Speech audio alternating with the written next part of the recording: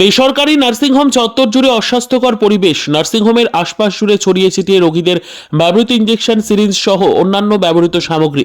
এমনকি নার্সিংহোমে মূল প্রবেশদ্বারের সামনেই জমা জল এবং সেই জলেই ভাসছে রোগীদের বিভিন্ন ব্যবহৃত সামগ্রী। ভ্রুক্ষেপ নেই নার্সিংহোম কর্তৃপক্ষের। মালদা শহর লাগোয়া যদুপুর 1 গ্রাম পঞ্চায়েতের অন্তর্গত গাবগাছি এলাকায় এমনই অস্বাস্থ্যকর পরিবেশে চলছে নার্সিংহোম। যদিও এ বিষয়ে নার্সিংহোম কর্তৃপক্ষকে জিজ্ঞাসা করলে কোনো কথাই বলতে চাননি তারা ক্যামেরার সামনে। বেজায় ক্ষুব্ধ নার্সিংহোমের মালিক জিয়াউর রহমান।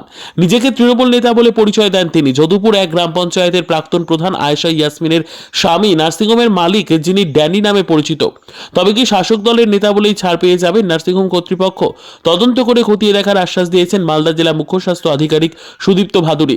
জেলা স্বাস্থ্য দপ্তরের ভূমিকা নিয়ে ক্ষোভ প্রকাশ করেছেন বিজেপির দক্ষিণ মালদা সাংগঠনিক জেলার সাধারণ সম্পাদক অম্লান ভাদুরী। তৃণমূল কংগ্রেসের নাম ভাঙিয়ে কিছু হবে না, উপযুক্ত ব্যবস্থা নিক জেলা স্বাস্থ্য দপ্তর। মন্তব্য মালদা জেলা তৃণমূল কংগ্রেসের সহ সভাপতি দুলাল সরকারের।